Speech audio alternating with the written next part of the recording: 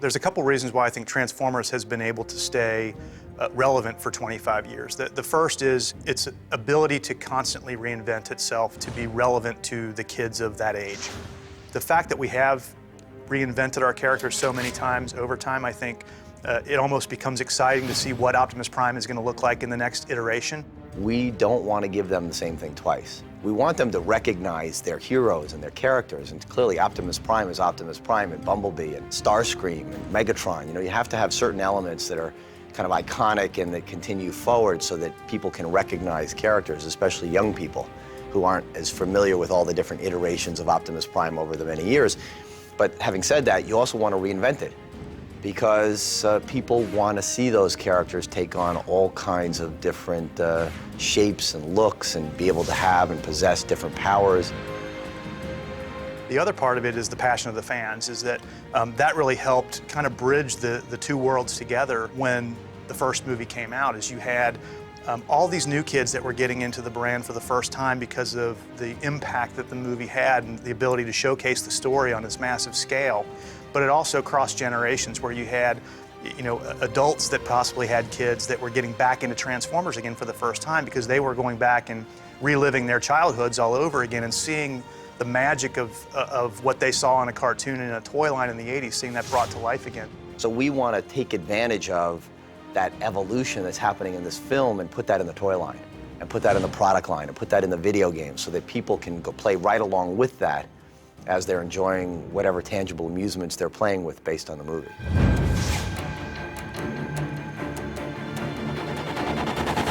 The one thing that does set Hasbro apart from a lot of other companies is the passion of its employees. We typically bring in people that have a general interest in the things that we produce as a company, and it shows in the workmanship that we have in our product. It shows in our marketing. A lot of the team members have been around on the Transformers brand for 5+ years, and so we've all been there, you know, before the movie, and we're here after the movie as well to help steer that ship and keep that consistency going. There's not too many opportunities in the toy industry, particularly, that you get to work on something that meant something to you as a child. There's not too many brands that have that length, and because Hasbro is in the creation seat as well as the product design seat, we have to think about it logically and passionately so that it's around in another 25 years. The 25th anniversary of Transformers is a really big deal for us, especially from a personal standpoint. Most of the designers on the team are of the age where we grew up with this. You know, we're the same age as the fans that are out there now. It's really special to be a part of it now, 25 years later, after growing up with playing with these same characters and same toys. If he said something like, you know, no one can beat Starscream, and then he said it again in like jet mode, it would make sense, Yeah. you know? Oh, that's great. I'm amazed every day when I see what we do, and when we get the first models that come in. It still blows me away today when I see the first gray model of any new Transformers toy that we do, of just the technical expertise that goes into making a toy like that. I don't know if you've actually ever tried to unfold one of those things. It's just quite hard, and only kids can figure it out. They're puzzles, and they can be very complex puzzles or very easy puzzles. The challenge with the movie designs clearly makes them complex puzzles. However, we work with a great partner in Takara Tomy, and have for 25+ years. They bring a great skill set, and the designers here bring a great visual skill set along with the knowledge of how to move parts. We make it work. When we take a look at the challenges that laid ahead of us when we first did the product for the first movie, we looked around at each other saying, how are we going to do this? How do we make that robot look like that vehicle? And you look at the first movie line and it looks tremendous. Then we see the same character done for movie 2, and it looks, you know, twice as good because of how well they were able to take the learnings of what happened with the first toy and turn that into the next version. I think one of the easiest ones to take a look at is our Optimus Prime toy from our leader assortment, which is one of our bigger toys. The first one I thought was tremendous, and now the movie 2 version is like, it feels like it's light years ahead of the first one, just because of how they continued to really better themselves every single time out. You know, at first we would joke around that the filmmakers had at their advantage the movie magic, and that, you know, for us it was that the mechanical transformations actually had to all work, that the volume of a robot had to be that same volume of course, the car at the very end. But in fact, if you look at the first movie and then you look at where Michael's taken it in the second movie, he stays very true to the volumetric of the sort of what the character is.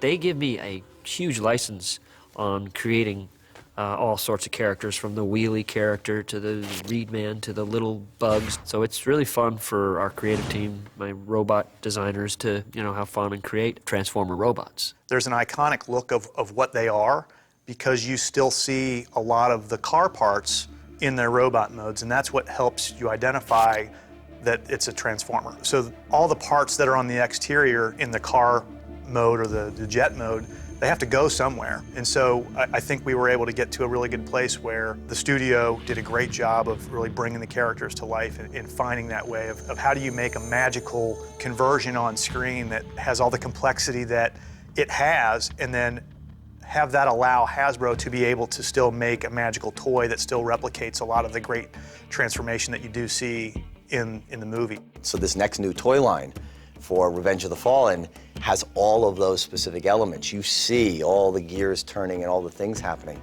So as this character is unfolding, you're really seeing that transformation.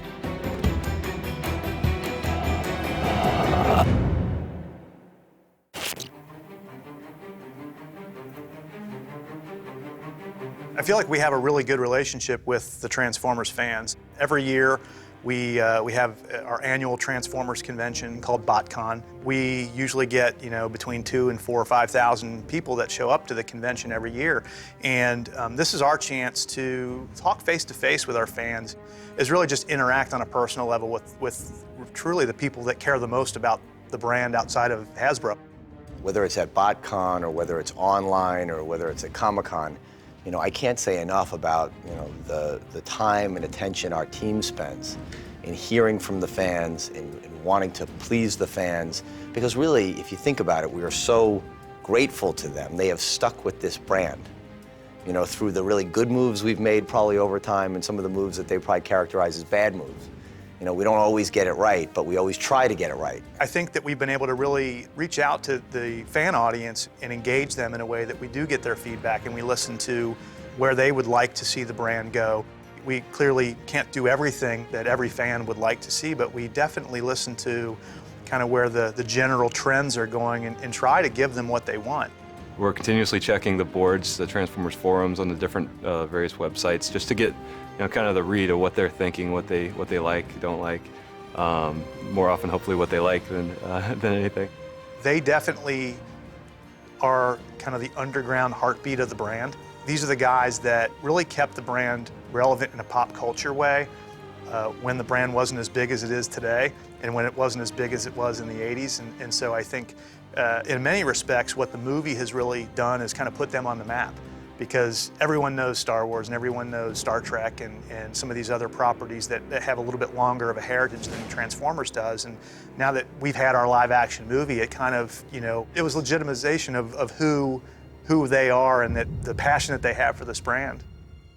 When we thought about this, and everyone, the team at Hasbro, and myself included, what I wanted to be able to do here was to use the films to contemporize the brand and treat the brand in a whole new way, respecting kind of the core mythology. Don't break the basic rules of the brand. Because if we can keep the basic rules of the brand intact, then this can go on forever. Because more than meets the eye is not that different than what your mom would tell you when you're a little kid: don't judge a book by its cover. So it's this basic kind of core universal truth that then can be explored in so many ways. And what I really appreciate is that the filmmakers equally appreciate that. And that if you keep some of the basic rules of engagement around Transformers intact, you can then become even more contemporary. You can do even more dramatic things with the story because you have that underpinning that helps to hold it all together.